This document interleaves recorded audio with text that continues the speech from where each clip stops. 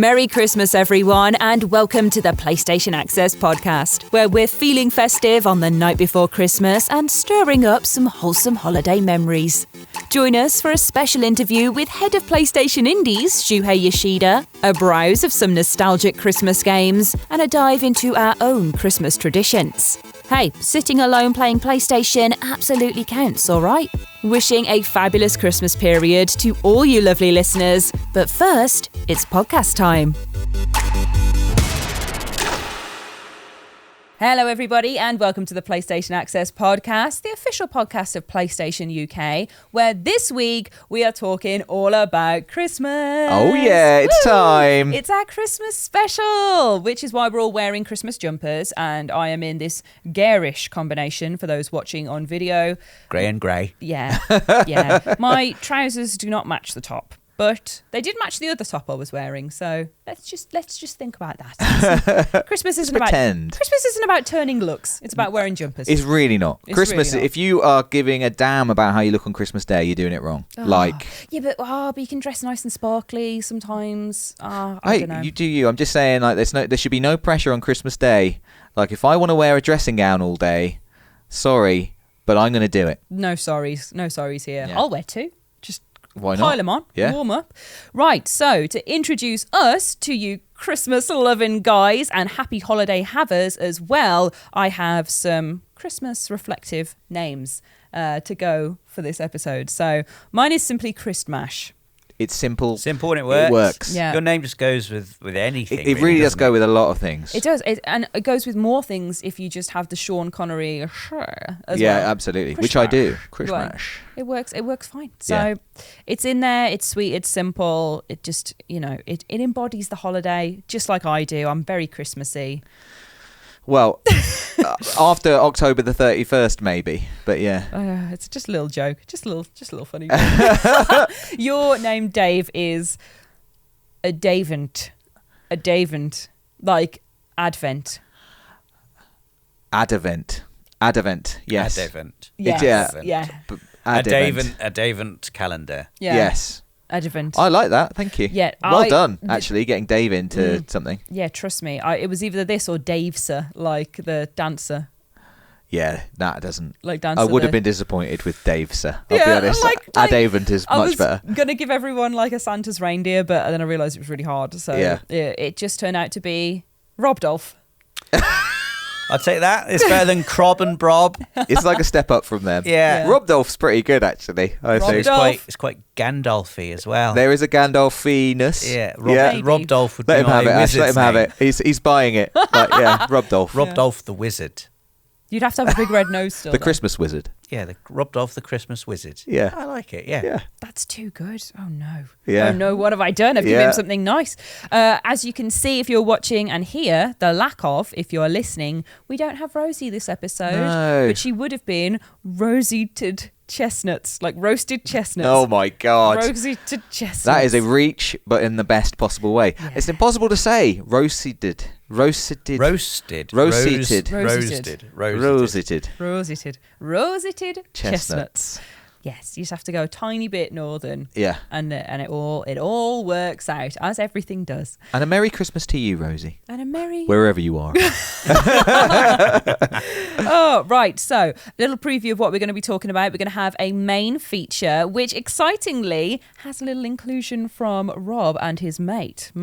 Yes. Well, I was lucky enough to speak to Shuhei Yoshida. Oh, so jealous. Spoke to him a few months ago, actually, but we've been saving it up for the Christmas special because it's a big celebration of video games, basically, and I thought it would make sense having it here. So we got that to look forward to. For sure. So we have a little interview with Shuhei Yoshida, and then we're going to have some Christmas talking, basically. We're going to talk about our Christmas traditions, what games we've got going on, just having a cozy, relax, curl up by the fire with a mug of hot chocolate, sit down, blanket on, ready to listen. That's the vibe of this podcast. So I hope you're ready and you're feeling that. Or maybe you're listening in the car with the heater on full blast. That also works. As long as you're feeling it, that's where we are. We're then going to move on to the comments of the week from the hashtag Pod Squad, Pod Squad, which are community highlights from messages we receive across social platforms. We're then going to go to Before We Go, which is a bit of coverage outside of gaming. But first, it is the ever-present question that we're going to have to answer of what's new?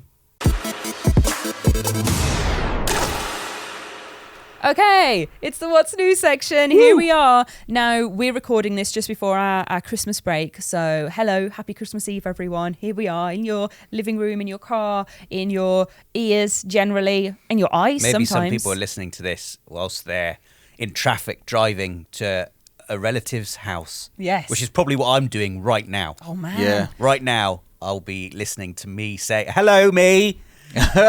Only half an hour to go, I hope. How is traffic? Hang in there. I hope the traffic's all right. That's nice. You should record. That's a message to everyone who's in their car right now listening to this, travelling somewhere for Christmas. Hope you're doing all right. Wow. Have a lovely day tomorrow. Oh, I know. that's lovely. I know exactly that I'll be in front of my parents' lovely gas fire because my flat doesn't have heating at the moment, which needs to be Terrible. fixed. Got to fix that. Yeah. But I'm going to be sprawled out in front of my parents' gas fire with Toasty just like on my head, Yeah. just worn like a crown, and it's going to be great. Toasty's my cat, if I haven't mentioned her enough, and it's You will be toasty. She will be toasty. Yeah, I'm going to be so warm. I'm going to be sweating. I miss the feeling of warmth on my skin. I will toast to you both. I will toast a Toasty. Where will you be? I will just be at home in Bath. I think probably having like a traditional Christmas Eve walk of some kind. Mm-hmm. Getting ready for my parents to arrive. They're coming to me for Christmas this year. Oh, lucky. Yeah. Lucky. I am looking forward to not going anywhere. Hosting is great, isn't it? Yeah. I mean, it comes with its It own comes stresses. with its own stresses. But every Christmas, all I do is be in a car. And all the time. My parents are pretty accommodating as well. As in, if I'm like, I think I might go and play a bit of PlayStation for a while. They're pretty cool with that. It's even at my child house. energy in it. Yeah. The only child vibe. They know what's They up. know. They're Yeah. just happy to see you. They are. Yeah, they'll just be around. Just sit quietly whilst I'm playing Marvel's Midnight Suns. Oh, Rob. Okay. What? That was weird. Oh, Rob, because I know that you love the private PlayStation time. Thinking of your Christmas on a PlayStation. Oh yeah, it doesn't happen at Christmas anymore. That's like a Not even on childhood thing. birthday. But Rob's birthday. Well, again, like when you're a child, yes, it's fine. You can do pretty much whatever you want. Like, oh, here's my presents. I'll go and play on them now. But when you're an adult, it's Christmas, especially when you have kids as well. It's their day, isn't it? It's their day. Yeah. I nod furiously Annoyingly. as the baby of my That's family. right. I'm like, It's yes, my day. It's my day. I'm the child. That's why I'm allowed to play games on Christmas Day, because I don't have any children yet. So it's and I don't have any brothers and sisters, so it's still my day. The flames coming out of Rob's eyes could roasted a chestnut. Very good. To actually talk about what is new, I mention when we're filming, just because it's a little bit before Christmas Eve right now that we are actually filming this. So there isn't a lot of newness that I can give you, but Crisis Core came out last week. Crisis Core Final Fantasy VII Reunion. So I was wondering if you want to talk about that a little bit, Rob. At the time of recording, I've only played about 10 minutes of it, but Oh. I did sit in the live stream with Rosie, which, as we record this, happened yesterday, but was about a week ago now. And I've never played it on PSP, and I'm excited to play it now on PS5 because it's a whole chunk of the Final Fantasy VII story I've only ever heard about from other people until now. So what is it? Can you just explain? And I won't really understand, but where does it fit in the Final Fantasy VII story? It's a prequel to Final Fantasy VII. Like a immediate prequel, as in the end. Do you know? I think so. So it's about a character called Zack who appears briefly in Final Fantasy VII. Right. He's quite strongly linked to Cloud's story and Cloud's past. Yeah. They're both soldiers, aren't they? They are both part of a military organisation called Soldier, yes, which is like an elite special forces unit. And Zack and Cloud are friends. I won't go into the story too much now for anyone who wants to experience it, but Zack is like, a thing happens to Zack and Cloud assumes Zack's sort of identity almost. That's like the main thrust of Final Fantasy VII's big revelation. or one of them. Well, this is news to me. Maybe, I'm yeah, learning no. things. Spoilers. And Crisis Core is Zach's story, basically. Right. You don't really learn too much about him in the main Final Fantasy VII game. Crisis Core basically fills in those blanks. And is Zach in Final Fantasy VII Remake? Because I know it's not the whole Final Fantasy VII story. Again, I'd be entering big spoiler territory for Final Fantasy VII Remake here for anyone who hasn't played it yet. Which is me. So I don't know why I'm trying to punish But myself. Zach is an important character, yes. Okay, cool. Here ends the Final Fantasy VII Yeah. Crisis Core. Happy Christmas. questioning. I tell you what, let's get out of the spoiler zone and talk about the Christmas maze instead, which is Yes. ongoing at the moment on Although the channel. there are major spoilers for that we Yes. must not reveal. We're not going to reveal any spoilers. We're just going to say it's happening. It's been on for 5 days. So Okay. if Yes, you we've haven't, just broadcast episode 5 Yeah. yesterday, which was the Bloodborne. Oh God. Oh episode. well, I mean, it's possible some people haven't watched that yet. But that was a great episode. yeah, And Bloodborne has to come up. I enjoyed it very much. My favourite And it's episode amazing. was episode 3. Was that the Skyrim one? Yes. Yeah, that's what's arguing. It's just the one bit that I can't stop laughing about was when there's a ghost fighting a stag. Honestly, it's the most Skyrim thing I think has ever happened in the world ever. Yeah. We can't go, there's a ghost fighting a stag. What other game would serve you that? That was wonderful. that was very genius. That was a lot of fun to make that one, despite Ash and I shouting at each other quite a lot. Yeah. It was loads of fun, and just like it was just classic Skyrim nonsense. Not just this, just there's so many bits, just like, and by nonsense I mean just like brilliant, Random crazy, stuff. random Yeah. stuff coming together. Such a little sandbox of stuff, and that was that was a lot of fun. Well, there's still 6 more episodes to go. They're all going to be happening next week, and there's some great, funny, hilarious stuff in them. So And look forward to that. I don't want to give away anything, but also I just want to give some props to Rob here, because every year Rob has to do all Hell the yeah. planning and all the sorting it out with help from other people as well, but never Rosie, Ash and I. It's all obviously completely secret from us.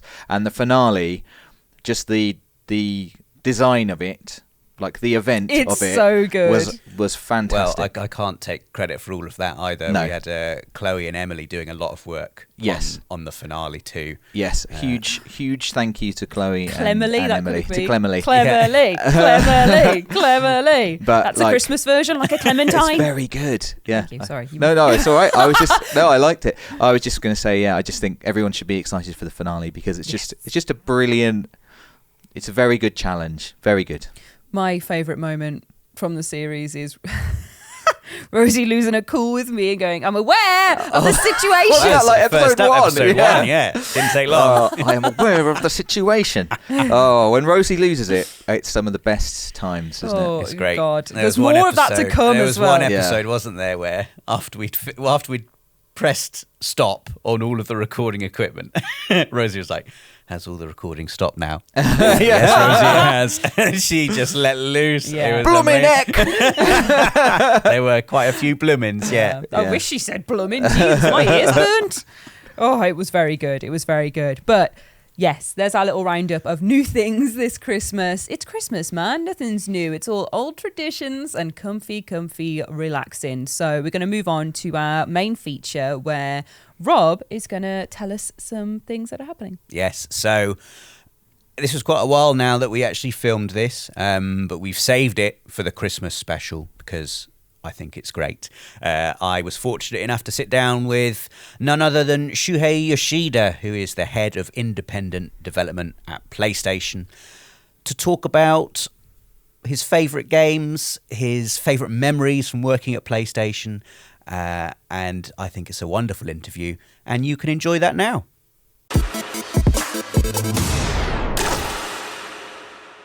We are delighted to be joined today by none other than Shuhei Yoshida, the head of the Independent Developer Initiative at PlayStation. Yoshida-san, welcome to PlayStation Access. It's an absolute pleasure to speak to you today. Yeah, it's been some time since I was on this program, so I'm so excited to be back in this beautiful London It's amazing. studio. Yeah, it's absolutely fantastic to have you back on the show. The first question I want to ask you, with your role now involved with independent games at PlayStation, what for you excites you the most about the independent developer scene right now on PlayStation? Well, I think you remember that, even when I was managing first party, I was a huge fan of indie games. So I used to visit events like indie booths, and when I found great indie games, I used to take photo and tweet, trying to help promote these, developers and games. Yeah. And I really had fun, joining program like our, broadcast, podcast at E3 and these events. When I saw my favorite indie developer talking, I just jumped into the stream and hey, this game is great, So I've been huge fan and advocate of indie game. So that's the reason I think Jim asked me to participate in all the departments in the company who were already, help supporting, indie games, from the global third-party relations team to, PR team, social team, store team, and operations team. And, Jim asked me to elevate the effort that we as PlayStation to extend to, indie developers and indie publishers. So to answer your question, what I was doing for my fun and hobby during my first party days, now I do it, 24/7, right? The dream. Yeah. That's amazing, especially this year when the real events have come back, and indies need real events. Online events are great. It's very easy to post their, trailers, and however, being able to showcase their games to the consumers and media people and investors and publishers and have a hands-on, it's so important. So I've been visiting, I visited Gamescom and PAX West and TGS and EGX this week, 4 real events in the last 4 weeks.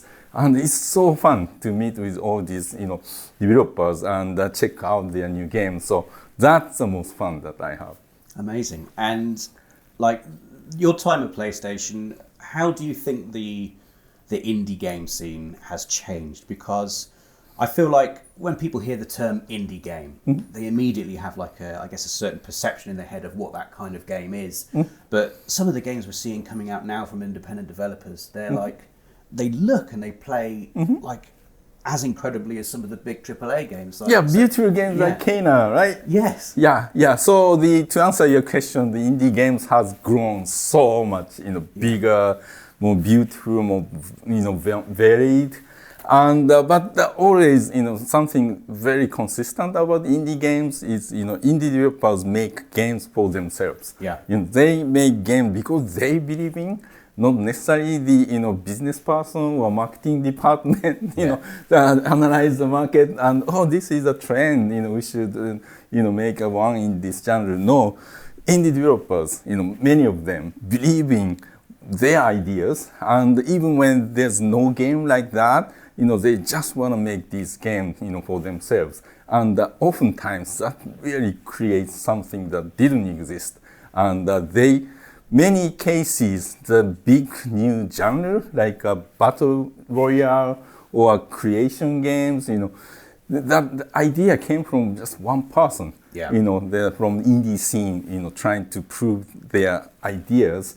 And when that game mechanic works, the other larger companies, jump in from, big corporations and create a, new trend for the industry.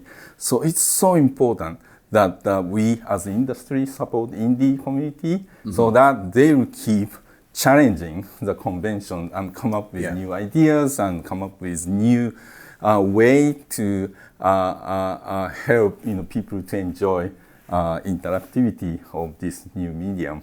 So that's being consistent. Yeah. And I guess lots of people will associate PlayStation, and you mentioned your previous role with First Party as well. Lots of people associate PlayStation with PlayStation Studios and the incredible big luxury experiences that beautiful narrative and they're incredible. Games. Yeah. But as you've also said, there seems to be a concerted effort now from PlayStation to support independent developers more. Why do you think it is so important for PlayStation to strike a balance between these huge, epic blockbuster titles that PlayStation Studios are making and that remain an incredible draw for people, but balancing that with like a varied independent developer offering? What do you think bringing independent games, elevating them within PlayStation, why do you think that's important, not just for PlayStation, but also for players as well? Yeah. So the from the very beginning of PlayStation, because I was involved from the very first PlayStation, I'm going to ask you about that later. We always loved, supporting, game developers, creators who have some new ideas. For example, when the Parappa the Rapper was created by Matsuura-san, he was a musician, professional, very popular musician in Japan, but he had an idea to use the interactivity of gaming to create, the rap and the rhythm and make it some kind of game. And he wasn't sure, if he could call it a game, because something like that didn't exist. But we really loved the new ideas as a PlayStation, and supported and promoted. And I think, for the fans of PlayStation for many generations, they have seen us help these creators create something totally new, and I believe they associate PlayStation to have very varied, interesting, innovative, creative games on the platform. So that's in our genes, like a DNA of PlayStation. So it comes natural, for me. But when the AAA games becomes much bigger and more beautiful and huge, hundreds of hours of play and service-based, it's an enormous undertaking by big publishers, including ourselves. And when you look at the number of releases, these big publishers are making each title bigger and support games, after launch. And as a result, number of games released by each publisher has declined, over the last many years. And that's great, like games coming from PlayStation Studios are such a beautiful games, and they really, really elevate the art of gaming. I'm a huge fan of these games. However, we just cannot have big AAA titles for the industry to keep advancing, because as technology advances and networks and social interactivities, all the new things, all the technological development continue to happen, and the game is a media that can suck any of these advancement into something fun, and we need someone to take advantage of these, new effort, like, something like virtual reality or, artificial intelligence. We need someone who is so much interested in using these new tech and try to come up with some new experiences. And when we have a large studio working on big undertaking for over many years, it's not easy for large, publishers, large studios to jump on to something that's unproven, from business standpoint as well. So it's where the indie developers shine. They, as I was saying, they believe in something and they try to do it because they want to do it. So they lead the way to show, how the new trend or new ideas can be, made into this video game form. So for the industry and for PlayStation, it's super important to support indie community. As a fan of indie games yourself, then, what have been some of your recent favorites? If you had to name three, for instance. Oh yeah, like last year's my personal game of the year was Inscription. And that's a game that everybody plays it, loves it, but everybody don't want to talk about it because we don't want to spoil for the people who haven't played. So trust me, that's amazing game. I recommend to everyone, but I cannot tell why. No, right. One of those ones you just have to play. Yeah, another game that was really super popular was Stray. Yes. Yeah. And we are lucky to be able to put it in the new PlayStation Plus extra tiers, so lots of people played it. And it's another beautiful game from indie scene, developer from France. And you said 3. Let me say Shifu. The Kung Fu action game. I was rubbish at that. I was rubbish at it. It's so difficult. No.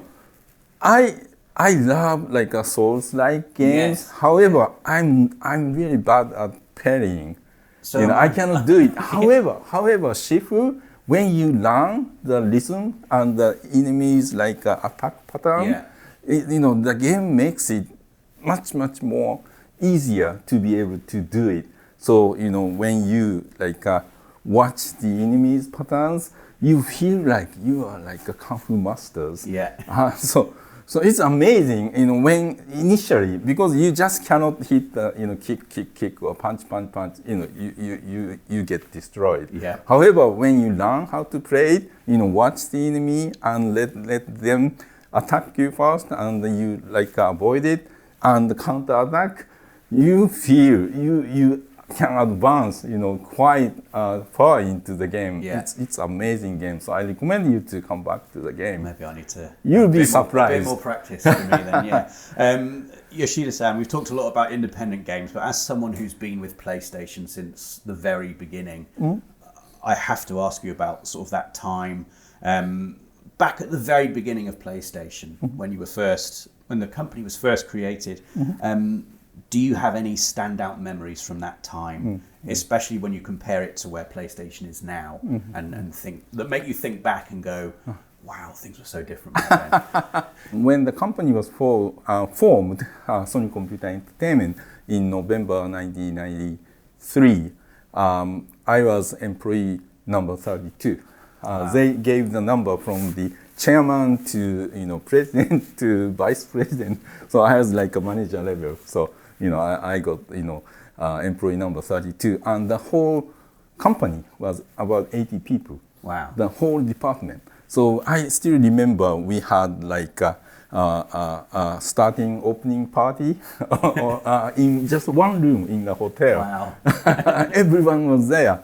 And because we are so small, and each person were given like lots of responsibility, and we had to help each other. Yeah. Because we are so small. We are like a venture company within Sony, and so I started as a part of the now what we call third-party relations group, interface to the publishers and developers, and my role was to convince Japanese publishers to bring their games to PlayStation. Yeah. And at that time, there are people who believed in the innovation on the 3D graphics that PlayStation, like Namco, had amazing arcade, 3D graphics game, like Witch Racer, and they didn't have the outlet of their games to bring to, consumer. Yeah. So they saw, PlayStation, this, we can bring our arcade 3D graphics games to consumers. So they were like aligned with us from the very beginning. So it was very, very fun to work with these people. My goal was to make this PlayStation successful, so that I can keep working on video games in Sony. And our goal was starting from, let's sell 1 million units, but we had a huge ambition. Yeah, so it was super fun. We had the feeling that we are bringing something totally new to the industry. The 3D graphics and CD-ROM and the new way to publish games with much lower cost and quicker manufacturing, that we are able to convince many new publishers to come into the video game industry. And many other innovations we are able to bring, like digital distributions and virtual reality, and so every time we work on something new and bring these tools to game creators, and they get very excited and come up with some amazing games.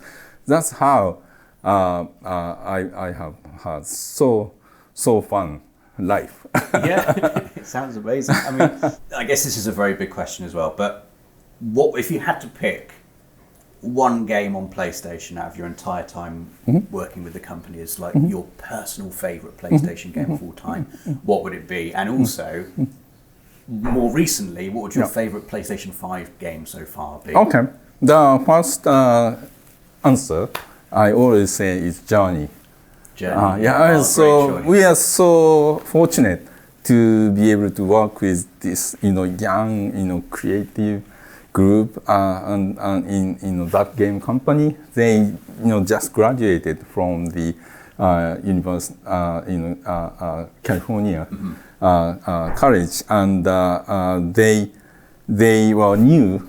They formed a new company, and they didn't have office, so we let them to work inside the Santa Monica studios, and we signed 3-game deal with them and created Flow, Flower, and Journey, and the Journey, and they had amazing way to show the story of life of a person, right? Yeah. Without any text or conversation or narrative or anything, just you play it, you feel this is following someone's life. Yeah. And many people, including myself, I had lost my grandmother a couple of years ago. And when I was playing the game, I was remembering her. And when the game Journey, the small game that anyone could play through within like 3 hours, got every kind of award at the big award show, like at Dice Summit. Genova Cheng, the creator, game director of the game, made a speech, and he read the letter he received from a girl who played the game right after she lost her father. And she said that when she played the game, she was remembering spending time with her father, and she was able to overcome the sorrow by playing the game and feeling her father very close to her, or something like that. Very touching, and the whole audience, gave him like a standing ovation. That's a beautiful, beautiful game, and that showed the power of idea. Such a small game can touch, the emotion of people who play the game. So that's absolutely my favorite games on PlayStation. Yeah, it would be up there for me as well. It's an incredible game. And the second answer, the more recent, my favorite PS5 game is Returner. Another game I'm so bad at. I'm so bad at it. I'm a huge fan of roguelike, and when I play the game, I have been a big fan of housework games, right? Really great, arcade games. But when I played Returner, actually, I was still in the first party, and so we, greenlit, and I was building, housemark while, the game was in development. So I got a chance to play the game as the game was developed. But every time I played the game, that I was feeling, why no one tried this to create like a total 3D action game roguelike? Yeah. And they used their expertise in bullet hell, like shooter like things, and beautiful game. And I almost platinumed it, and I couldn't. I still I was too graphs short of finding. Yeah, well, I'm nowhere near the platinum Yoshida says though. but that game really, the use of 3D audio, you are able to tell where your enemy is shooting you from. It's such amazing, the use of adaptive trigger and haptics. That's my favorite. You mentioned two things there that sort of tie into questions I've got coming up. One being sort of like the amazing emotional response to Journey, which I want to ask you about first. And it's been, for everyone, it's been a tough couple of years. And there have been people, I think, who didn't necessarily play video games before have now discovered video games and the joy that video games can bring.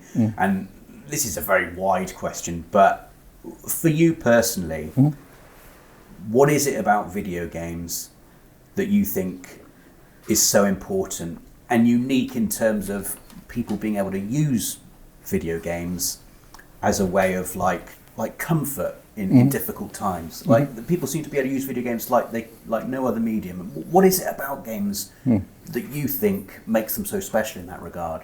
Well, video games, in many games, they're single player games, but many games nowadays, connect people. Yeah. And I was watching my daughters, I have twin daughters, in high school, staying at home during COVID time, the school was shut down, but they played video game every day. Yeah. and when I observe them play games, they are just having chat with their friends, same people every day and playing games, but I couldn't tell if they are doing it for the game or doing it to talk to their friends. But either way, they are sharing the experience together. And for them, it's really important to be able to socialize with their friends. And so that's the power of video game is to taking all the advancement of the tech and services like social network services into the game. And while you are playing games, you can be connected either at the same time or in the way, more in a very subtle way. Like Souls games, you can see the other players, messages and how they died and, learn from them. So the feeling that you are connected with society and the other players, and you can also help others in that way as well. And that's really, really powerful medium. The other thing that you mentioned was nearly getting the Platinum Trophy on Returnal. And we are quite obsessed with trophies at PlayStation Access. We love collecting Platinums. I wanted to ask you, what is the Platinum Trophy you've got that you are most proud of? Oh, yeah. I would say Bloodborne. Yes. Yes. That was a hard one, especially the one boss in Chalice Dungeon, like the dog in the flame. Yes. It was so hard. But when I beat the boss, I was like, yeah, that was so hard, but I was super, super proud of getting platinum. Did you summon in help or did you do it solo? Oh, well, no, I didn't summon, Really? Yeah. On that boss, I beat it by himself. Amazing. I had to summon. Myself. I had to summon. I just couldn't. It was the Chalice Dungeons as me as well. Just so difficult. Yoshida-san, it has been an absolute pleasure speaking to you. I'm so glad to have you back on PlayStation Access. It's been too long. But yeah, thank you so much for your time. Thank you for having me.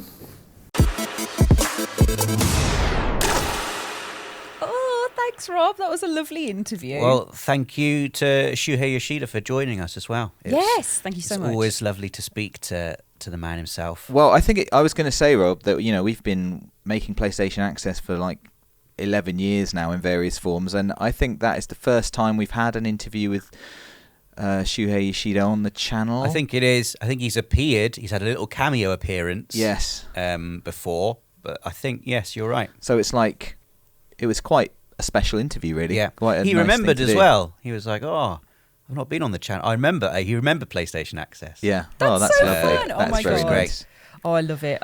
He's such an industry legend. He is. He's retweeted a couple of our videos as well. So just before PS5 came out, Rosie edited together a wonderful montage of PS4 memories, and Shuhei Yoshida retweeted that video. That is very So he's cool. a big fan of Access. That's very cool. He's not man. retweeted any of my videos, but I'm fine with it. I'm fine with it. All those ones you put on Twitter. I do. My Twitter profile is active. So, Right. yeah. Well, thank you so much to Shuhei Yoshida for that lovely interview. Thank you to Rob for doing it. Yeah, well done, Rob. And we're going to move on back to some Christmassy goodness now. Yes, what do So, you got? I thought it would just be nice to ask first up, just how are you going to spend Christmas Day, everyone? Oh, the smile! Well, How are you going to spend your birthday, Rob? Yeah. well, I have like I'll have probably about half an hour Yeah. where it's like, should we shall Rob open his birthday present? And then I just Everyone's all the looking other at their adults. watches. Yes, it's literally like, Yeah, what time is it now? It's 9 now. I'm So yeah, going to my sister-in-law's for Christmas this year. Okay. My sister-in-law is hosting it, so they'll be all like in the kitchen, just doing the obligatory. I mean, I get it. If I was had my Christmas day interrupted by some other pain in the neck who had their birthday, I'd be like, for God's sake, get on with it. Yeah. No one cares. I understand no one's going to care. Everyone just wants to get on with their Christmas. I don't like it either. It's annoying. I just want to get it out of the way. Everyone's looking at me for half an hour. So you quickly open your cards and stuff, and it's like, okay, back to it. yeah. You done now, Rob? You've had your birthday. Yeah. Cool. Yeah, good. Right, good. Yes. Oh, it's really making me laugh because I'm thinking, like, this is how Jesus must feel. But, like, it's his birthday. Can we not forget, please? It's actually my birthday, so Yeah. kind of a big deal. Oh, it's just But funny. other than that, I'll just be. My plan is just to eat and drink just all day. Yeah, Just just anything. it's a good plan. and It's a lots classic of plan. lots of lovely cheese. I love a bit of cheese at Christmas. Yeah. All the posh cheese comes out. Yeah, chutney. Getting some chutney on there. Oh yes. Yeah. Lovely, like caramelized onion chutney please. on a lovely Lot of lovely. Stilton cracker. A Stilton cracker. Stilton cracker? Stilton on a cream cracker. Okay, sorry, Oh, okay. right. Just to clarify. Whoa, that was With some- crazy then. Yeah, I don't know why. it went mad for a second there. When you're just using like a slither of like mature cheddar to house some Stilton. You've gone too far. I would do it. I'd definitely give it a go. Do Yeah. it. And at Christmas, you know, randomly you'll just put some grapes on the board, won't you? Oh, no yeah. one eats the grapes. They're for decoration, They're just aren't for they? decoration. Yeah, Just a you don't frosted actually touch the red grapes. Oh, they're good. I eat the grape as a little palate cleanser to have more cheese. Yeah. Yeah. I mean that is actually right. The sweet and salty. It is a delicious. palate cleanser. Like I a think. nice Wensleydale with fruit in. Like, it's the same. Yeah. This is I changing the just- subject very slightly, but I recently learned that the ginger that they give you with sushi is a palate cleanser. Yeah. I didn't know that phrase. I thought you're supposed to have it with the sushi. I was like, oh, okay. But no, it's between. So maybe, yeah, the grape. Is it? It makes sense I've to me. never experienced this. I'm not a big sushi eater. Right. But- Yeah, well, if you buy a little Sainsbury's pack, it comes Right. with some ginger. Okay. They And also, some if wasabi. you go to Japan, there's ginger about. And What, the like idea actual is raw like a bits little of ginger? like a little slither of raw ginger. Or it's the loads of words came out that weren't the right ones. It's sometimes pickled ginger as well. Like Yeah. pickles. Oh my god, pickled ginger and pickled Just like pickled anything. Just pickle me stuff. just pickle me. Just pickle me. Just yeah. pickle me. Pickled pickles. Yeah, God, I'm well up for some pickles. How are you spending Christmas Day, Ash? I mean, you did say you'll be just curled up with Toasty in front of the gas fire, but anything else? That was Christmas Eve. Oh, So sorry, my bad. Christmas Day, I'll be curled up with Toasty in front of the gas fire. Different day. Yeah. But no, I'm gonna wake up and at some point, I don't know. Yeah. Because usually we do things differently, but this year it's just me and my parents. So we're going to wake up whenever we want. We're going to have a lie-in. Sounds nice. Which has been decided in advance, like a month in advance. We're Yeah. like, shall we have a lie-in? So we're on a lie-in. Everyone's looking forward to the lie-in very much. And then I think we're going to, usually we'd all get up and open presents, but I think what we're going to do, lie in, start prepping the day, like get the table set, get the living room nice. Mom's going to do the dinner, have our dinner a bit earlier, because usually we'd have it like 2 or 3. I think we'll probably have it like 12 or 1, and then open presents after dinner and have like the post-Christmas slump. Yeah. I don't know how, if it Surrounded by paper. yeah, I don't know if it is actually going to work like that, but that's the plan at the moment. And then we'll go over to my aunt's house in the evening and eat all of her leftovers as well, which will be great, because we do like a family Secret Santa and play games, like board games and stuff, so that'll be really nice. And I think we're going to visit my nan and granddad at some point as well in the day. I don't really know, I just go with the flow. I just turn up, have my books fizz, and I'm like Yeah. I don't think I have very many traditions in my household really. And you know, since my parents now, this will be the second year that my parents have come to me, it's sort of like me trying to figure out what my traditions are in our house. And now I'm just very lazy. So the traditions Now are just... it's time for the Astros Playroom Hour. That's right. That's right. It's tradition. Yes. I win again. Yeah. So I think this year I'm just going to try and take it easy, not just have lots of food and drink around for people, so they just can, you know. I don't want it to be like That's the most important thing. There just must always be food and drink. yeah, there. and everyone knows where it is. They can help themselves. There's no ceremony. There's no like, oh, we can't eat until this. It's like, no, just help yourself. And I think I'm going to try and get like a bunch of board games this year. yes, I'd like to do some board games, some fun away from screens. as well as the screen time. But that's for me. Your I don't want to personal like screen all time. have to watch a thing together, you know, Yeah. where it's like let's all watch the King's Speech.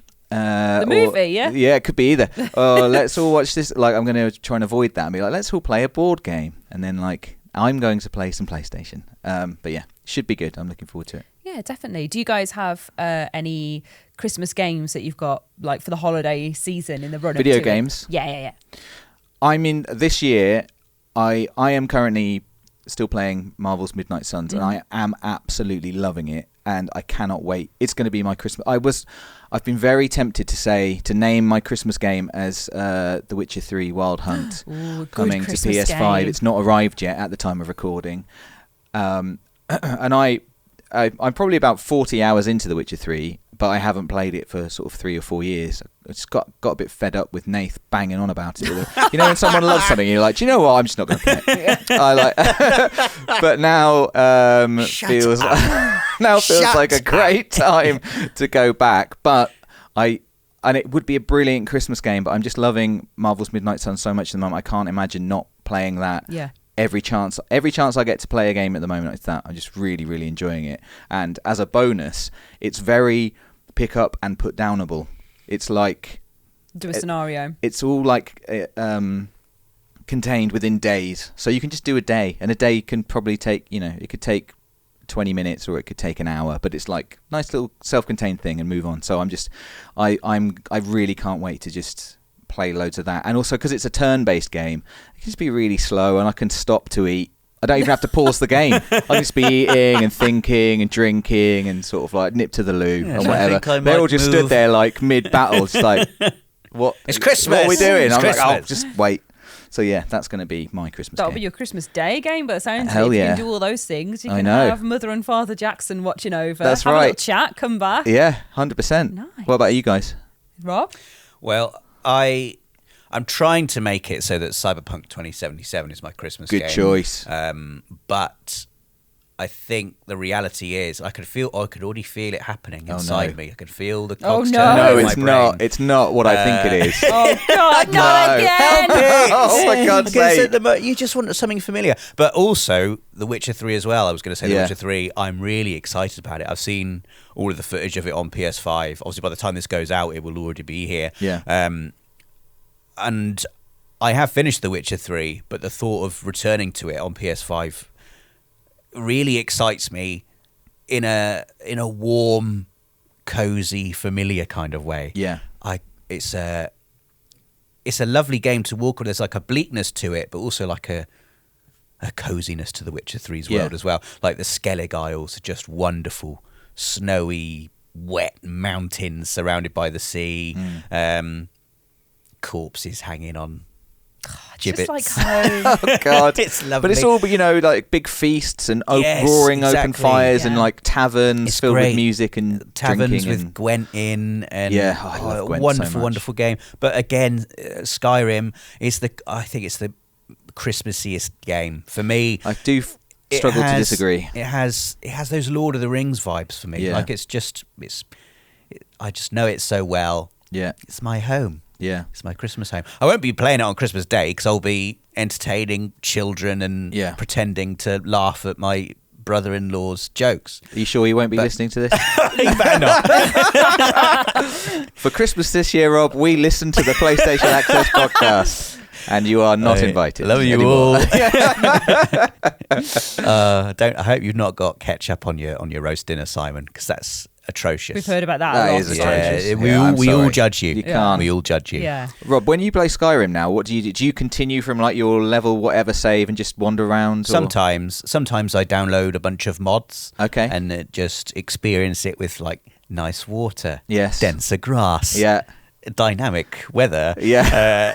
I like just walking around. I like Yeah. just walking around because that's the beauty of Skyrim. You can just walk around, and even if you finished all of the quests, stuff will continue to just happen. Yeah. Well, as we learned in the Christmas Yes. maze. So Yes. yeah. Yeah. How about you, Ash? Have you got any games lined up for Christmas? No, and I really like it. I like Really? the free. Any game could be my Christmas game. Ooh. Anything. The world is my oyster. It feels Any like world. fate will intervene here. Yeah. You know, that is quite exciting. Oh, I think, at the moment, all I want to do is maybe finish A Plague Tale Requiem. Yeah. but I know it's not super long, which is good. I just want some short, snappy, like story games. So I think A Plague Tale Requiem, Blacktail as well. I've got. What else? I've just got like a little backlog of like small, cute games. A little bit spooky, a little bit fun, that I'm just ready to bash through without any sort of pressure on myself to go, this is my game. So my Christmas is a Christmas of freedom right now. That sounds nice. Which I'm very excited about. But my dad loves video games as well, so whatever he probably is like, you've got to play this. Because when he likes a game, he's like, you must play it. You must simply play it right now. I think there's something I do think there's something in that. Like I think I was saying earlier to Rob and Ash before we started recording that, like, I do worry about the pressure of Christmas, about the pressure of I've got to have the most amazing time with my family and we must all feel love, and and it's like I don't want to put any pressure on myself with a Christmas game. That's the good thing about Marvel's Midnight Suns, is I've already started playing that, so I'm in. It's no pressure to have. I know I'm just happy and I'm enjoying it. But when you think like all year, like this will be my Christmas game, I must have fun with it. Like I'm enjoying like the lack of getting rid of that pressure this year, just playing something I'm already doing, and I'm going to enjoy it for sure. Yeah. That's my thought. Sometimes absence makes the heart grow fonder as well. A little break, and then you're like, oh, I really feel like a game, really feel like that now. Yeah. Stick it on. That's my take. Yeah, 100%. And I keep pulling this face. I'm sorry for everybody looking on the camera. But for the people listening, it's fine. My next question is, do you have any standout gaming memories related to Christmas? Like when you think of Christmas gone by, what are the things that come to mind that make you feel like nostalgic and warm and fuzzy? The greatest day of my life, actually, was my 16th birthday. Yeah. It was Christmas 2002. Mm-hmm. And I got a PS2. That's 20 years ago? Oh my God, it is.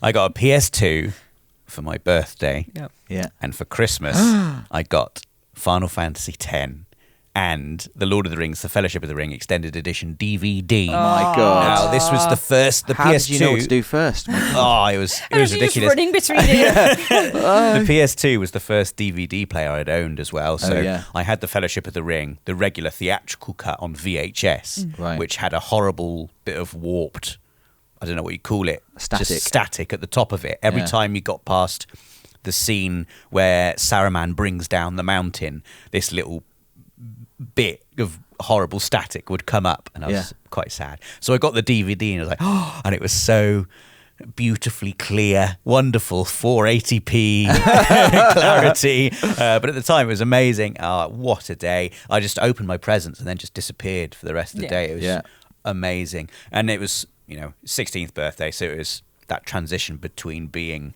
an excitable child and an adult. Cool teenager. So that was sort of like the last Christmas I think I had where I felt that kind of giddy excitement about what I was going to get.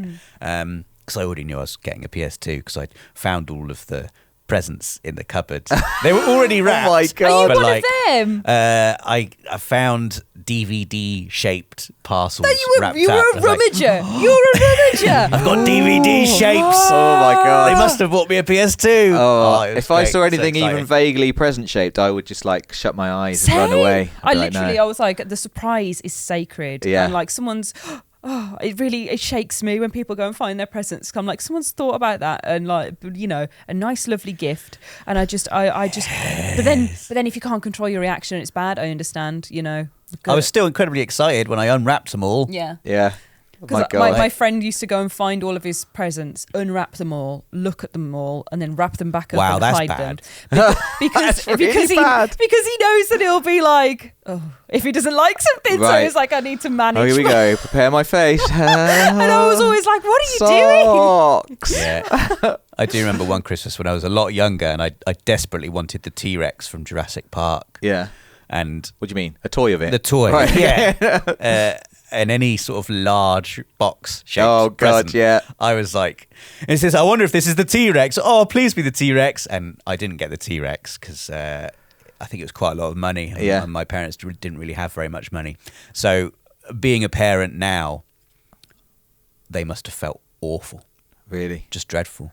Yeah, because they knew just their child's like, oh, is this all the T-Rex? I want for Christmas? Oh no, it's the T-Rex. That's all I want in the whole world. It was. So maybe I should have done the unwrapping tactic so I could have then not said.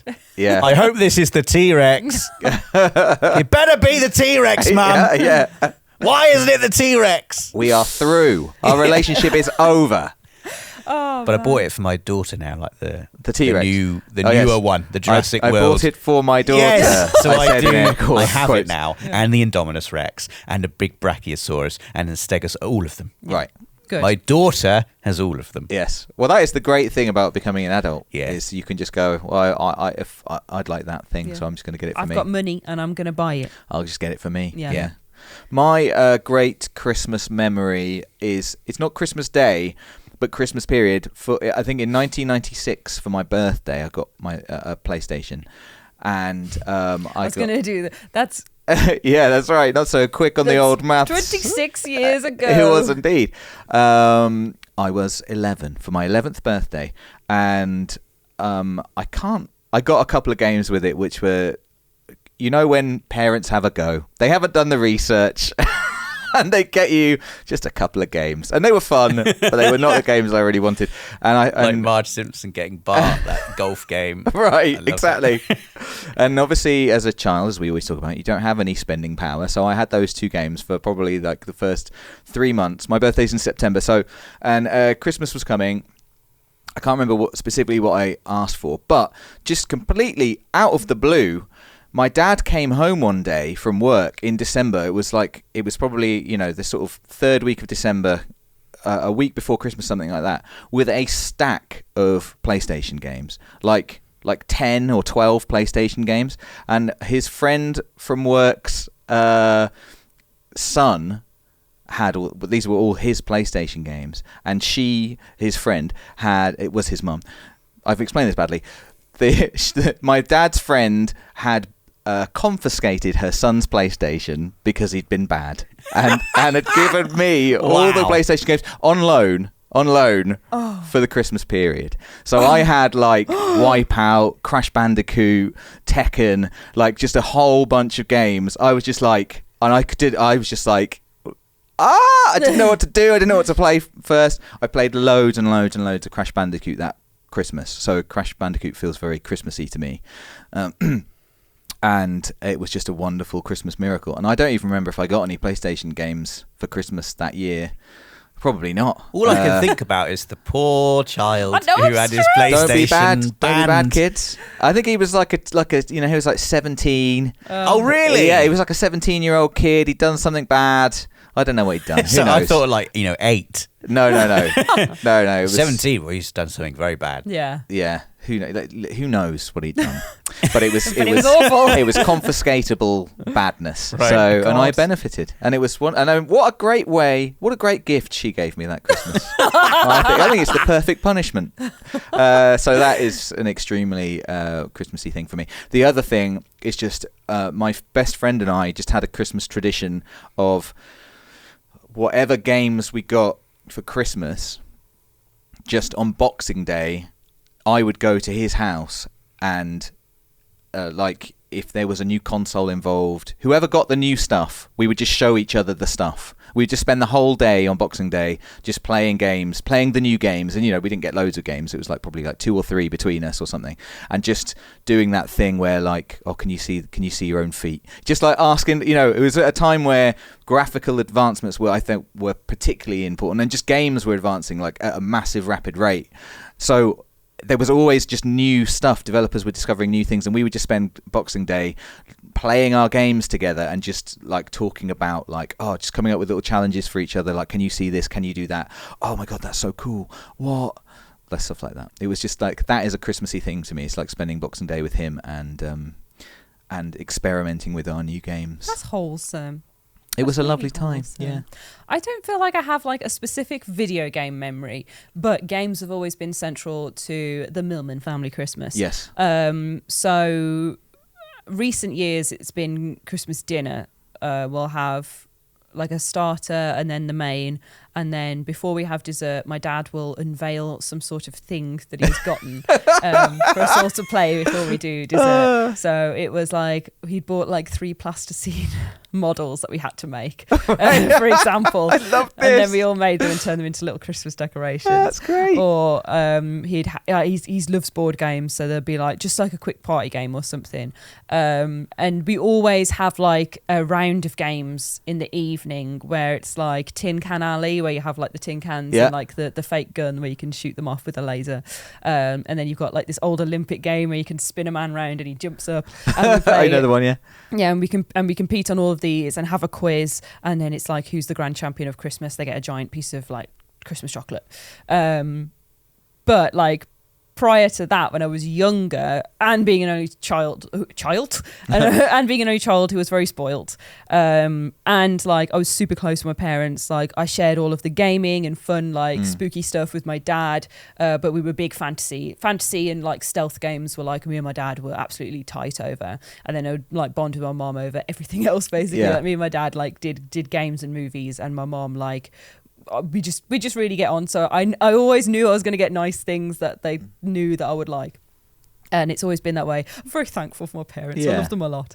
And back in the day, my best Christmas memory was I remember coming downstairs and I like unwrapped my presents and got loads of lovely stuff. And the last one was do you know like the fake circus, like toy circus things? Like you can have like popcorn makers or like grabber machines. And Yeah, like, I know you. They're Little, like toy size. yeah. The last present I unwrapped was a grabber machine. Yeah. But like this little toy size circus one that The you could claw. put, yeah, that you could put coins into. And she'd wrapped up loads of little individual presents in there. And the last one I pulled out was an iPod Shuffle, and I was so gassed. Like, it was so good. That is great. And she'd got the popcorn maker as well. So afterwards we were like, like it's a little Christmas. I was so spoiled. But it was How did she amazing. get all the presents inside the grabber machine? That is I think brilliant. there's a compartment where you can put them in, Right. That's because top it's like tier. a toy one. What if you couldn't get them out? Well, it would have been There's a a very bad shuffle in there. Christmas. Just smash it. Is that the Wolverhampton accent coming out? A as little well? bit. I sort of did a little hint. I didn't want to go too far. My mum's name's Wendy, but I keep trying to get Big Wend over. She hates that nickname, but I just think it sounds great. It sounds like, all right, Big Wend. All right. Big Wend. Yeah, but she I think she wants to be Little Wend, or like Deadeye Wend is who she is now, because she's very good at archery. Oh, wow. Yeah, I went to an archery thing with her at a castle, and she hit the bell. Nobody else could do it, and my mum hit the bell straight away. I'd really like to do an archery thing. Well, Was it fun? Don't go with my mum. No. 'Cause she will. Or do, because outdo she sounds you. like she could teach me a thing or two. Yeah. It was like a fair at Glastonbury. That's very cool. We went shopping solely with the purpose of buying as many crystals as possible, and Glastonbury is the place to That's do the that. place to do it. I'm getting off track. So just to kind of wrap up this main feature section. Very good. Hey, Nice. Christmas wrapping. Are there any favourites for Christmas in games, like your favourite Christmas sequences? So like for me, it's just such a little throwaway bit, but Undertale has like a big reference to Christmas that isn't like really Christmas. It's like this similar holiday, because they have this big reindeer that walks around called Gift Trot that they dress up with Gift stuff on Trot. his horns, because he just loves gifts. That's very good. And they have big Well, then tree call in the me middle. Gift Trot. Gift because Yeah. so do I. It's just a nice little wholesome thing. And also the overcooked like seasonal toppings is amazing. Yeah, Just I so feel like good. I think this is a void in my gaming knowledge, because I'm struggling to think of any Christmases in games. Well, fortunately, I asked Rosie this Okay. beforehand as well, who What did has she come up with? sent over her list, which was Yakuza, Yeah. sorry, and Shenmue as well. Yeah. Nightmare Before Christmas as well is in Kingdom Hearts 2 and has its own game. I've never seen it. And Gex as well, she mentioned. Oh, there's a Christmas in Gex. Yeah. Wow. Yeah. Well, I like it when games do their Their festival. Christmas DLC. Oh. Happen. Like Crash Team Racing Nitro Fueled released like a Christmas track. Yeah. We raced in the very first season of the Christmas Maze, and I just really liked that. Yeah. I like it when a game you already know sprinkles a little bit of Christmas on itself. It's like, hey, happy Christmas. In particular, I like it when... That's like- Robert S. Pearson to a T. That Yeah. the game, you know, sprinkles. That's Rob sprinkling a little bit of Christmas on himself. Yeah. That's what I do, yes.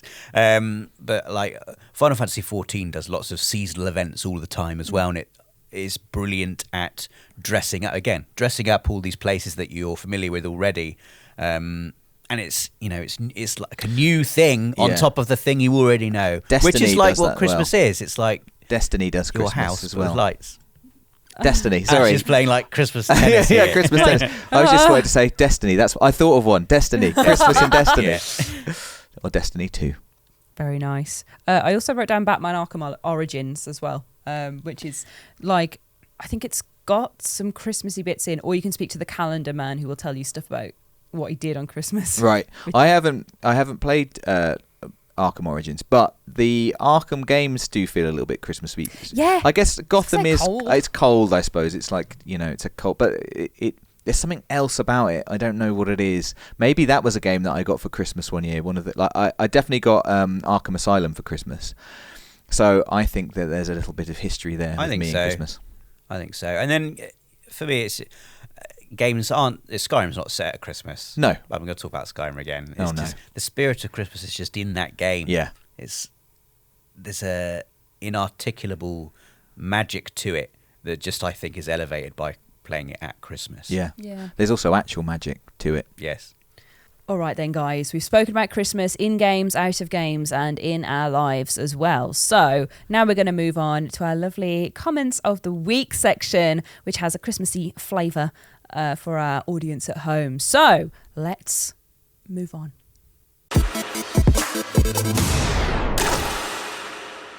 All right, guys. We're one person down, Oh boy, so someone's going to take on the double singing role. I'll do it. Go on, Dave. You know you want to. Musical aptitude.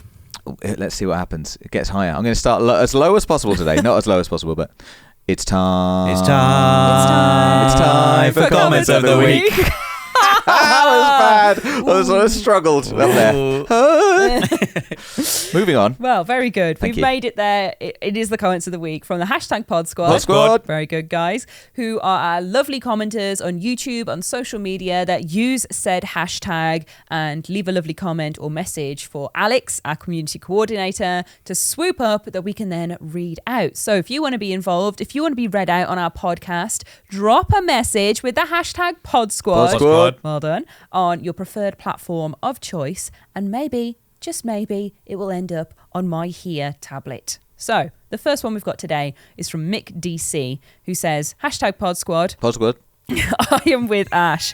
J2Os at Christmas are a big thing in our house. We always have to get the glitter berry, in all caps, ones in for Christmas. They are grape, cherry and winter spice flavoured drinks, which when you shake them, they do sparkle. They are delicious. Thank you, Mick DC, for bringing this up. Wait a minute. When you never- shake them, they sparkle. Yeah, you yeah. didn't explain that. Never Yeah, heard of I said Christmas. they were Oh, wait a sparkling. minute. Wait, yeah, no, you. Oh, no, you said they were fizzy. Or did you say it was? I thought you said they were sparkling, and I said I didn't even know they were sparkling. But I also didn't know they were sparkly J2Os. But It's that's amazing. Sparkly. This is the first. When you mentioned this the other week, it's the Yeah. first time I've ever heard J2Os and Christmas being mentioned. Really? Yeah. They're the Christmas drink. They're the Christmas. We would never ever dream of having a J2O. Well, no, neither Unless would it's I. Christmas? It would definitely be like a treat. Yeah. But I didn't know. I guess it makes sense. Yeah, because they are the Christmas drink. They've got When would you have it in the day? Just throughout the day? throughout the season? Right. Throughout the season. What, you get in like a crate? Yeah. And then on Christmas Day, you'd have a J2O throughout the day, like an afternoon drink. Maybe in the morning, if you're not feeling anything too crazy, just have a little J2O. You get your J2O. Yeah. You shake it up. Yeah. You look at it and go, "That's Oh, nice." Yeah. Sparkles. Sparkles, and then you drink it. Yeah. Or you can pour it in a glass if you're feeling. And every bougie. time you do this, Which you is- enjoy the doesn't- sparkles, or by the end of Christmas, you just popping off the lid. I'm not going to even lie. bother. I know they do the sparkly ones. I don't have a physical memory of drinking a sparkly one. Right. We usually always get orange and passion fruit. It's a classic. Yeah, so that's the That's the one. go-to one. Just don't feel Christmassy to me. I think it's the treat, Fruit. isn't it? The point is, I Isn't suppose. Christmassy. Oranges. You want something spicy and. They do you know. winter spice flavour.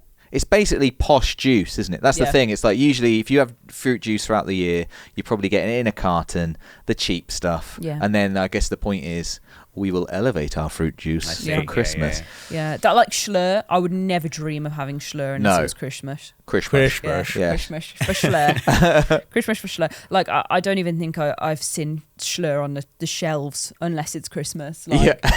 I like that you're like blinkered to it. Like you just can't even see it. There's nothing here. And then it's Yeah. Christmas and you're like, oh my God, Schlur. Elderflower Where have you Schlur. been all year? Let's so go. good. That was my children's wine. Yes, Yes, lovely. that's it. A little glass of A schlur. fancy meal. Yeah. Some schlur. Yeah. Ooh.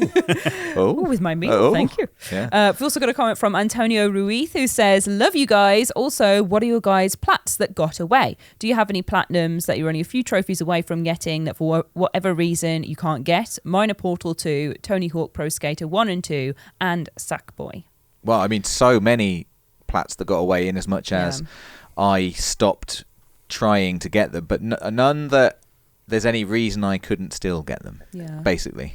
I think the Hollow Knight Platinum is creeping away from me. Come on, Ash. I haven't been back in there. It's too painful. The Crypt of the Necrodancer one I thought I was going to get, and then I realised how hard it is. Really? Harder than Hollow Knight. Is it? Yeah. I mean, I'm not surprised. Yeah. I can imagine that takes a lot. It's not going to But happen. I think you could do it. No. No. I'm trying, like, this year I kind of like went for a couple of platinums that haven't come to fruition. I went for the Plague Tale platinum, and it's so within reach, but I just haven't got it. What else did I go for? I started like softly going for the Star Wars Lego Skywalker Saga platinum. Then I was just like, what am I doing? That's massive. Yeah. Just chill out on that. Yeah. But no, nothing that has like got away from me for any reason other than me moving on to something else, which I do a lot. I'm very fickle, That's I think. fair. And a platinum is a big commitment. And so it only happens when I have to really decide and like really believe in it. I really want it, which doesn't happen to me very often. How about you, Rob? Any plats that got away? Yeah, Top Spin 4 is one that got away from me. Love that game. I've never heard of tennis. Top Spin 4. Tennis. Oh, that's why. It's It's great. the ultimate tennis game. It was in so my good. opinion. Oh, it was so good. One of the trophies you had to get to level 20 in the online multiplayer. But it wasn't just a case of playing games and leveling up. You would gain experience and levels, but if you lost a game, it would come back down. Oh. So you had to be consistently brilliant at it to get all the way to level 20. And no one plays Top Spin 4 online anymore. It's not something I can go back to and get now. Red Dead Redemption 2. No, sorry, Red Dead Redemption, the first one. Yeah. I was also very close to getting the platinum in that. I completed it 100%, did all of the things in single player and all of the single player trophies. It was just a couple of multiplayer trophies that eluded me. So again, I felt sad at not getting that because that was quite a commitment. That would have been quite a difficult one. Most of my platinums are all fairly straightforward ones. I don't get platinums if they're challenging. You got the Skyrim one. Yeah, again, that's just a time commitment rather than anything particularly difficult. And at the moment, I was fully intending to get the God of War Ragnarok platinum, but I haven't yet. And I have. I know you have. The longer it goes on, the less likely I am to commit to killing all of the berserkers because I know they're just going to be hard. They are tough. And I'm like, You can always drop the difficulty down from the one you're on. I feel like Because you've got another level. Like I've played the whole game on Give Me Balance, and I feel like I'd be doing a disservice to myself. Like it has to be, I respect the game too much. It's like I've played everything on Give Me Balance. If I'm going to get the platinum, I'll also get the platinum on Give Me Balance. But I can feel it slipping away. No! I can feel I don't have to. I've loved the game. I've done all of the story. I've done all of I've done everything apart from the Muspelheim trials and killing all the berserkers. That's what Christmas is for. A little bit of platinum as well. It's not. It's for Skyrim. Yes, Again. true. I think I did Detroit Become Human last Christmas or the Christmas before. I don't know. That was my Christmas game. That's a great game. And that was platinum. Maybe I'll get the platinum on the PS5 version of Skyrim. Oh my God. Because it doesn't automatically give it to you. There you Right. go. So I've currently like on 6% on the PS5 version of Skyrim. That's what I'm going to do this Christmas. There's Told you loads it's for to do. platinums. It's for Wow. platinums. Yes. There we go. Well, that's a good little plan. I look forward to seeing how that goes. You can come back and do it It'll on the go. channel, get the final platinum again. Well, I don't think anyone wants to see that again. They will love it. I would like to see that. Okay. All right. Fine. All right. I will do it. Let me have a little look. I've got one from Nadida who says, Que todos tengan un feliz Navidad, prospero año y felicidad. Who says, may you all have a Merry Christmas, a prosperous New Year, and happiness. From the song Feliz Navidad by Jose Feliciano. Feliz Navidad. I love that song. I know. I was going to say, I thought it was your favourite Christmas song. And I used to listen to the Heart breakfast show. Yeah. When it was a regional one. Yeah. It was like Wiltshire. And they used to do this silly thing where people could phone in and wish their dads Merry Christmas using the song Feliz Navidad. Yeah. And they would insert the name of the dad in between each of the lines. So basically, they'd play the song and you'd be like, Feliz Navidad, Nigel. Feliz Navidad, Nigel. And it's a lovely, I just really liked that idea of people ringing in and wishing their dads a Merry Christmas. Yeah. It was so wholesome. That is cute. And Yeah. I And always with remember the Navidad song. as well? Yeah, I always remember that song very fondly because of that. Oh. Yeah. And means if you were Spanish, you'd just be like, what? What are they talking What about? are they doing? Yeah. Oh, my favorite one is Mary's boy child, Jesus Yeah. Christ. It's was just born yeah. on Christmas Day. It's just so groovy. Like, it is very the groovy. beat to it's so totally, good. totally different kind of a feel. just bop around the house to that, like Yeah. Hark now here. It's Before We Go is what we're heralding in right now. Oh, God, are we? So let's end up the comments of the week and we're going to move on to the next and final section of this Christmas podcast. Podcast. That's not what we do, but we did it. now. We did it now. Okay, guys, we are in the Before We Go section, which I thought would just be nice to kind of round up any other Christmas things we've got going on that aren't to do with gaming. Like, are there any TV and films on? I know Lord of the Rings is going to come up. I know Star Wars is going to come up. It's not actually, although I watched Die Hard last night, so Christmas has has begun. I begun. saw a Yeah. clip of Bruce Willis saying it's not a Christmas movie. Bruce Willis is wrong. I think that I don't even care about that conversation. No. Like it's, No, I don't either, to be honest. Because I don't even. What does a Christmas film mean? It's a film I watch at Christmas, and it's set at Christmas. It literally That'll do. says, ho, ho, ho, I have a machine gun That's now. true. And the soundtrack is all just different versions of Christmas songs. Yeah. But anyway, that's not what I was going to say, apart from that I have watched that. But I am going mad. I'm going insane for a BBC sort of reality game show at the moment called The Traitors. Has anyone been watching The Traitors? No. No. My God. It's basically werewolves. I'm interested. But, oh, sorry, no. Oh. As in the tabletop game werewolves. There's no werewolves in it. Oh. I know, I'm making it worse. I was really excited that you loved Werewolves, the game, and you were going to love this show. I was like, oh my God, Ash, yes! No, there are no werewolves. They're just humans. But it's a group of, like, I think it's 20 people at the start, and there are 3 traitors who are picked, and basically there's money to win, and the traitors are trying to get rid of all the innocent people who they call faithfuls, and the faithfuls are trying to find the traitors. Oh, it's so fun to and be a that's traitor, it. though. And it's just loads and loads of scheming and conniving and people pointing fingers and like paranoia. And I've not made that sound very much fun, but it's like for some reason it is just incredibly compelling television. Oh, And- it's like the Resistance and Avalon as well, like those mini games, which are probably a lot like werewolves. Right. Yes, I'm not aware of those, but yes, You if would it's like them. yeah, it's exactly the same kind of thing. And also, I think we should play werewolves one time. That'd be really fun. Yeah. But yes, it's coming out 3 episodes per week. If you do watch it, make sure you start at the beginning because it won't make any sense if you're midway through. And I think there are 12 episodes in all. So I think this is week 3 at the time of recording. This is week 3, and I'm just like, I can't wait. Literally can't wait for tonight. The next episode is out, and I'm like, what's going to happen?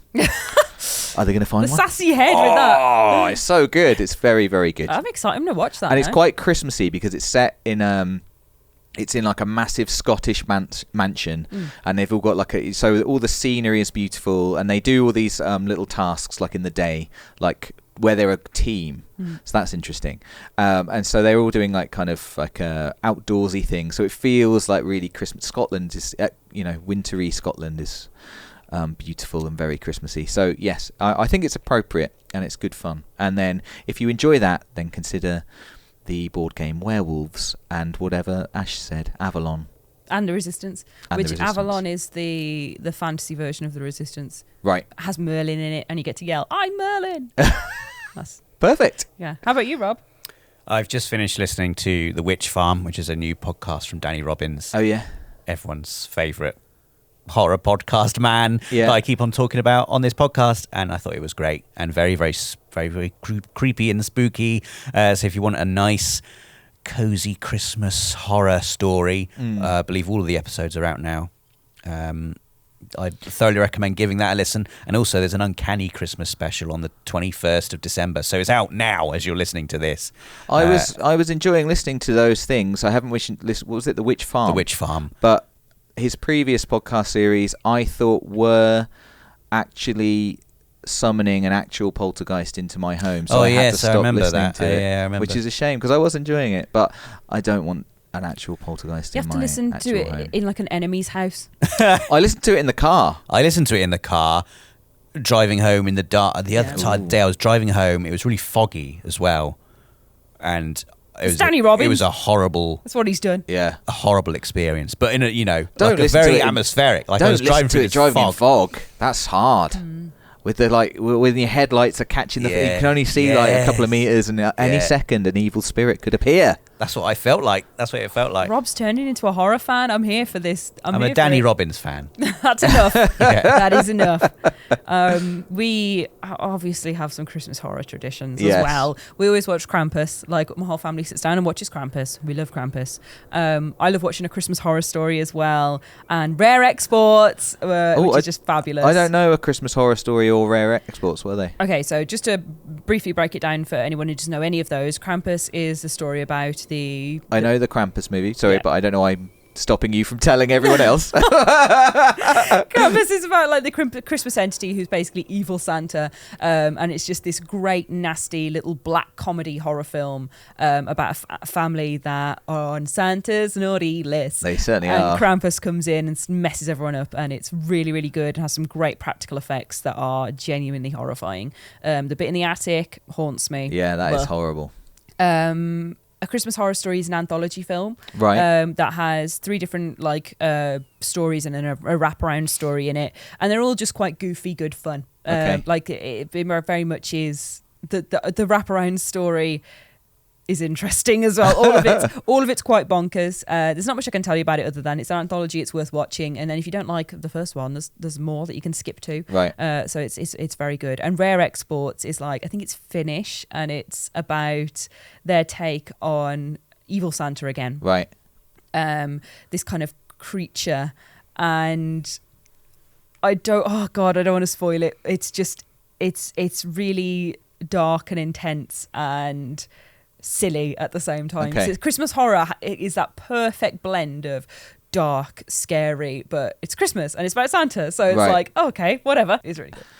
Very good stuff. Also watching Frozen, not the Disney one, Right. but the one where about a bunch of people get stuck on a ski lift. Oh, God. I wouldn't watch that again this Christmas. I watched it when it had a snow day last year, and it the year before, because I went skiing after that and kept Yeah. saying it's just like Frozen every time. That's I find I don't ski, but I find ski lifts inherently terrifying. And I have been on a ski lift to discover that I couldn't ski, and I just the whole time was just thinking of all the things that could go wrong. Yeah.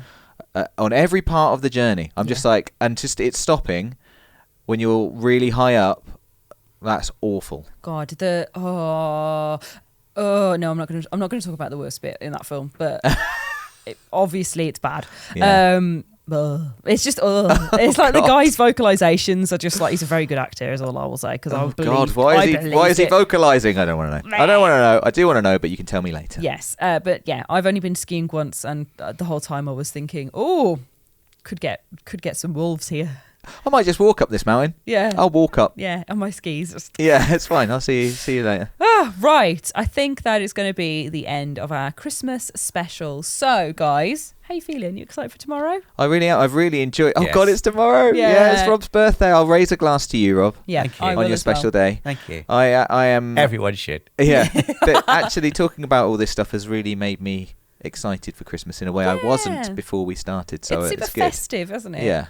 Definitely. Sorry, I didn't mean to talk over No. you then. I was like, "Ah!" Yeah. No, I've enjoyed chatting to you guys both about Christmas. It's been good. It's been lovely. So, everyone at home, have a fantastic, very Merry Christmas. And if you're not a Christmas celebrator, have a fantastic holiday period. Happy holidays to you as well. Just have a wonderful time. Be loads of warm. Be very cozy and warm. Have a fantastic, just little chill out session. Have some time for you. Play some games. Get some goodies. Give some goodies. And yeah, very happy Christmas and happy holidays from PlayStation Access. We'll see you again very soon. There's more Christmas Maze on next week, so you can catch the other half of our Christmas series coming on Monday. But for now, it's goodbye. Goodbye. Merry Christmas.